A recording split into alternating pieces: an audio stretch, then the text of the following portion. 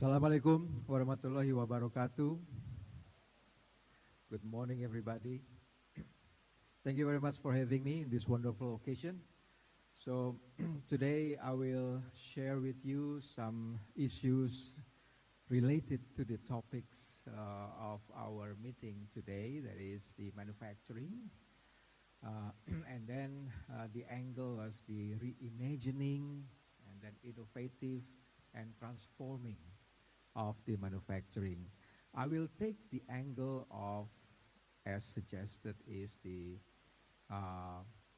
geopolitical. So, expanding investment amid geopolitical conflicts and how to respond to the global situation in general. So, why geopolitics?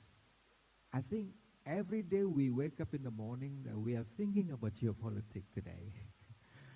We check our social media timelines and we always follow the geopolitical news because it is definitely have an impact to our life, our business, our jobs, our industry, and our daily life. So geopolitics definitely plays an important role in innovative manufacturing. Definitely it can influence the availability of resources, cost of productions, and the ability to access new market. So development around the world definitely determine how we trade, how we distribute our goods, how we sell our products, how we source our raw materials, and how we sell them, to who, by how much. So it's definitely related.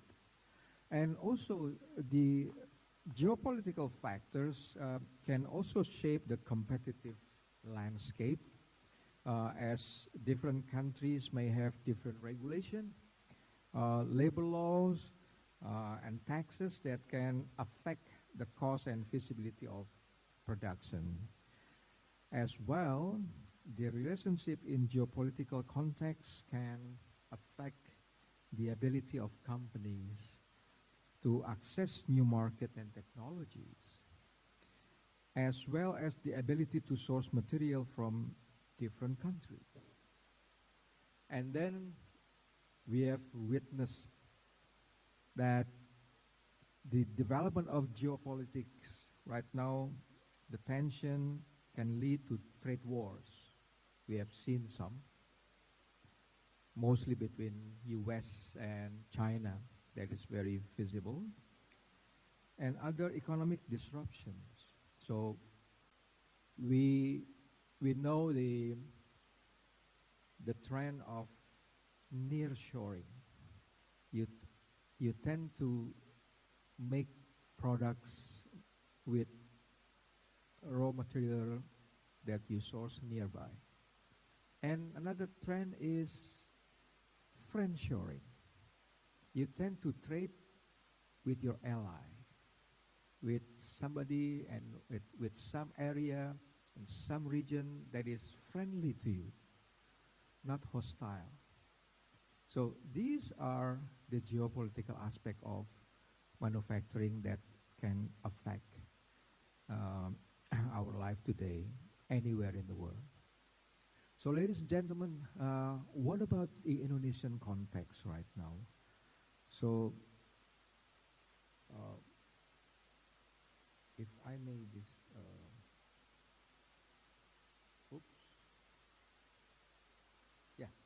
this one.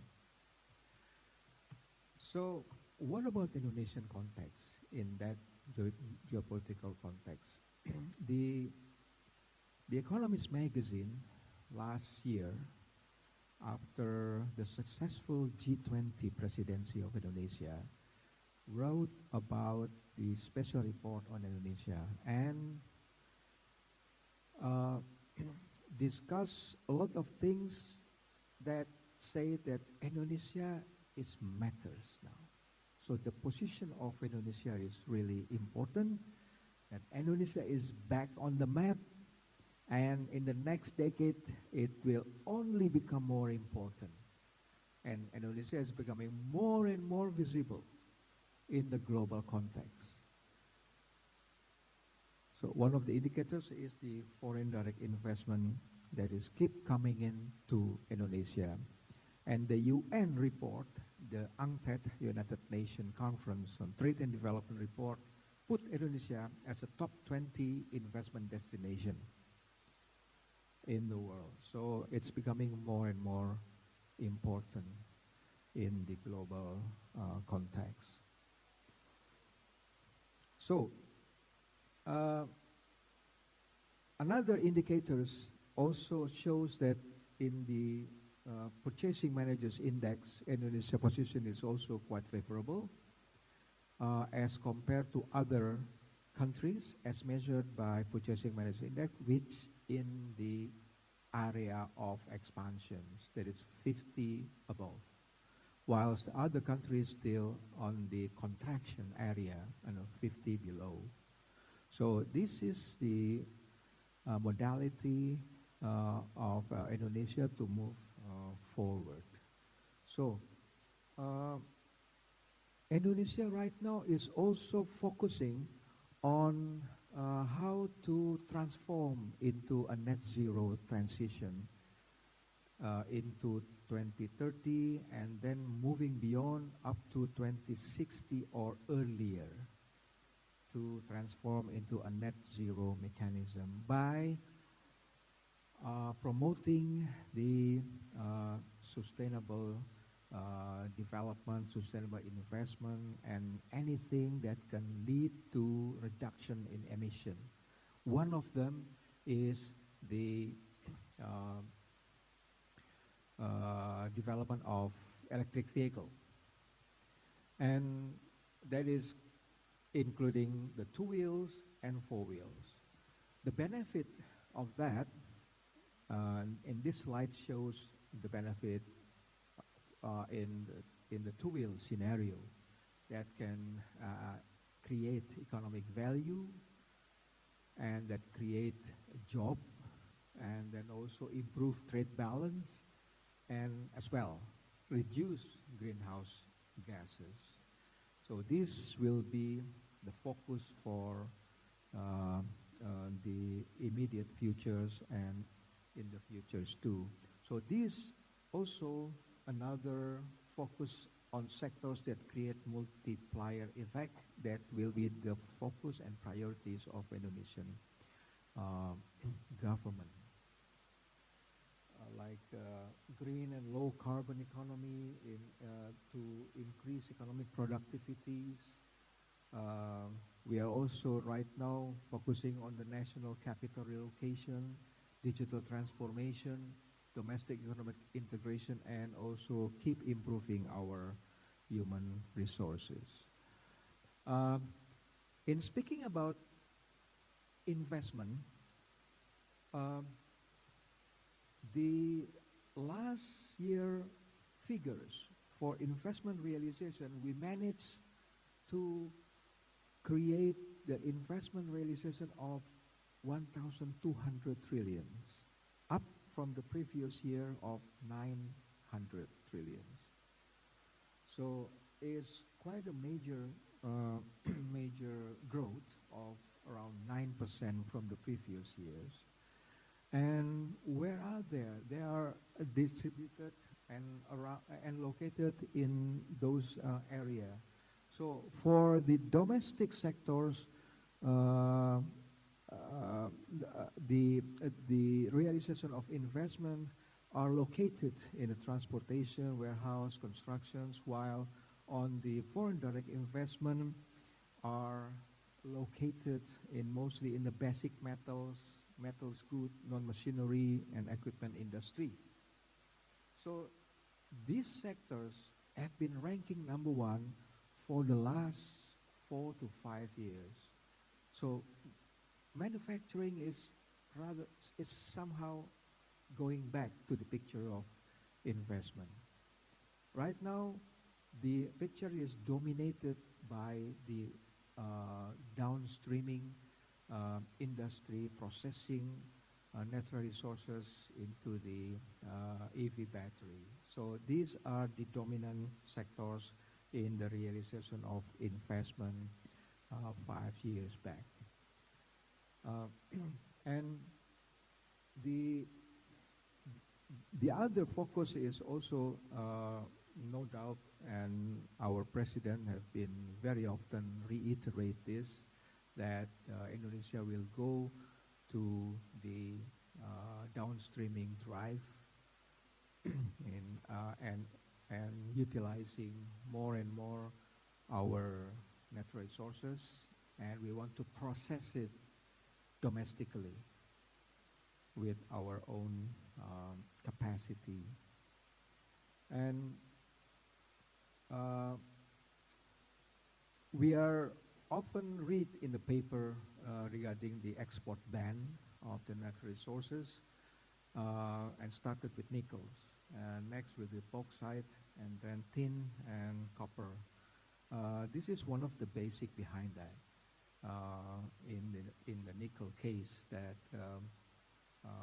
in a nickel, before nickel export ban, the number of export in 2017 was about 3.3 billion. And then after the export ban, on the 2021, the export rose to 20 billion. And the figures for last year, we believe approaching around 30 billion. So the benefits are obvious, and we will go ahead with this policy. So these are the figures for last year realization of investment. We managed to have realization of investment 1,200 trillions. It's a year-on-year growth of 34%. This is the highest in the history, and we create job around 1.3 million jobs from this investment. So the interesting features from this is the balance between foreign and local. It's now almost balanced, almost 50-50 between foreign direct investment and domestic direct investment. Usually, the foreign is so dominant by 70% or 65% at the most. But for the last 3 to 4 years, the balance is almost equal, almost 50-50. Also, the balance between outside Java and Java right now is almost equal. And in some quarter, the outside of Java figures are higher than Java. So right now we can say that almost half of the realization of investment happening outside Java. And this is quite encouraging for us. So lastly, back to this topic of this event today, that how to respond to the geopolitical situation, to our manufacturing. The current geopolitical situation can have an impact on investment decision, be it in the manufacturing and in other sectors and in the financial market. How to go about it? What is or what are the best strategy to overcome some difficulties or experiencing some issues amid the geopolitical situation right now? This, I just want to share some of it. We need to diversify our portfolio in the factory, in the products, and in the also market, as it can help reduce the risk of the investment. So please consider investing in different type of assets and also area and also market. Secondly, we need to focus on fundamentals. So despite the geopolitical tensions, focus on fundamentals of companies and industries you are considering for investment. Just look at the company with strong financial competitive advantage and growth prospect, and consider some sectors that are really resilient in the difficult situation, like consumer staples, utilities, and healthcare, which tend to perform well during the times of economic uncertainty. And don't forget to always monitor the news and also stay invested. This is really important, the last point, stay invested, because usually people take hit and run, or maybe during the time where uncertainty is so high, people tend to run away from such market and avoid to stay invested. It is indeed, while it may be tempting to sell or go away during times of uncertainty, I think it is important to remember that market volatility is normal part of investing.